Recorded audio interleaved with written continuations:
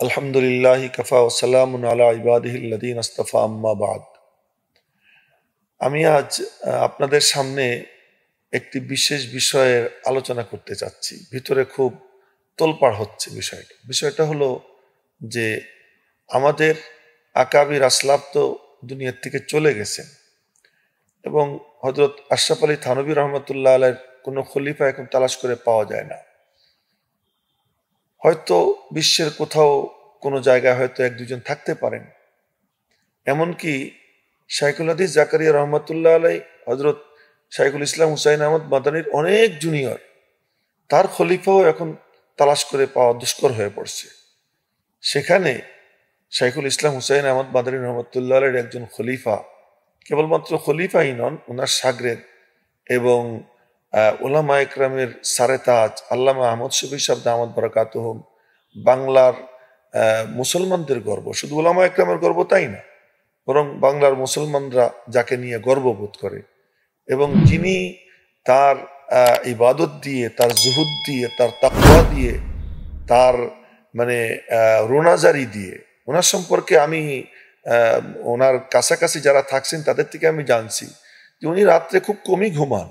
ওনার maximum সময় কাটে জায়নামাজে বসে। ওনার কখনো কিছু জিকির করেন, কখনো নামাজ পড়েন, কখনো তিলাওয়াত করেন, কখনো হাত উঠাইয়া কান্দাকাটি করেন। এই করেই ওনার সময় কাটে। এমন এক ব্যক্তি, যেই ব্যক্তির এখন সারা বাংলাদেশের উলামা ইকরামের ঐক্যের প্রতীকও হয়ে গেছেন উনি। এমন এক অবস্থান আল্লাহ তাআলা ওনাকে দিয়ে দিয়েছেন।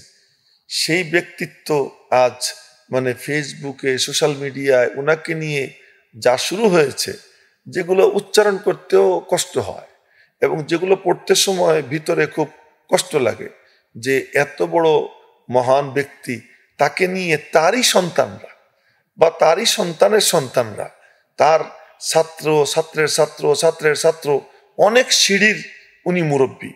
তো ওই ব্যক্তিকে নিয়ে যেভাবে তোলপাড় হচ্ছে, এটা অত্যন্ত গর্হিত, এটা কওমি অঙ্গনের জন্য আত্মঘাতী এবং এটা যারা করতেছে ওনার কিচ্ছু হবে না। ওনার ব্যক্তিত্ব এত ঊর্ধ্বের যে এই সমস্ত কাদা ছোড়াছুড়িতে ওনার ধারে কাছেও এগুলো যাবে না, ওনার কিছুই হবে না। কিন্তু যারা করতেছে তারা তাদের নিজের জীবনকে, নিজের পরকালকে তারা বরবাদ করতেছে। এজন্য আমি আহ্বান জানাবো যে যারা হাটাজারির হজরতকে এতদিন মানছেন, তারা যদি আজ ওনার এক সিদ্ধান্তের পরিপ্রেক্ষিতে ওনার থেকে মুখ ফিরিয়ে নেন, তার অর্থ হলো যে ওনাকে আপনারা মানতেন না, নিজেদের সিদ্ধান্তকে মানতেন। তাই কি এতদিন পর্যন্ত কি আপনারা মুনাফিকি করছেন ওনার সাথে? নিশ্চয়ই আপনারা মুনাফিকি করেন নাই। আপনারা বলবেন যে না, আমরা ওনাকে অন্তর থেকে মানছি। যারা অন্তর থেকে মেনেছিলেন তাদেরকে আমি আহ্বান জানাবো যে অন্তর থেকে মানাটা মৌলিকভাবে বলা হয় যে আমার মতের বিরুদ্ধে কোনো সিদ্ধান্ত আসলেও আমি মানব, এটাকে মানা বলে। আমার মতের সঙ্গে মিললে আমি মানলাম, একে মানা বলে না।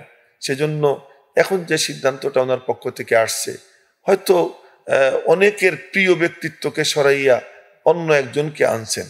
এক্ষেত্রে তো হযরত ওমর রাদিয়াল্লাহু তাআলা আনহু তো করেছিলেন, খালেদ ইবনে ওলীদকে সরিয়ে আবু উবাইদা ইবনুল জাররাহ রাদিয়াল্লাহু তাআলা আনহুকে উনি প্রধান সেনাপতির পদ দিয়েছিলেন। কই, খালেদ ইবনে ওলীদ তো টু শব্দ করেননি, বরং আবু উবাইদা ইবনুল জাররাহ রাদিয়াল্লাহু তাআলা আনহুর অধীনে সাধারণ সৈনিক হিসেবেই ওনাকে পরামর্শ দিয়ে উনি যুদ্ধ করেছেন। আজও আমি মনে করি হাটাজারির মুহতামিম শাহ হুজুরের পক্ষ থেকে যে সিদ্ধান্ত আসছে, যার ব্যাপারে সিদ্ধান্ত, তারও অবনত মস্তক হয়ে মেনে নেওয়া উচিত এবং যারা ওনাকে ভালোবাসেন তাদেরও এই সিদ্ধান্তকে স্যালুট করা, সম্মান জানানো উচিত। এটা আমাদের কওমি অঙ্গনের স্বার্থে, ওলামা একরামের স্বার্থে, তলাবাদের স্বার্থে এবং কওমি অঙ্গনের দুশ্মন যারা, তাদেরকে হাসির সুযোগ করে দেওয়াটা, এটা আমাদের জন্য খুব লজ্জার বিষয়।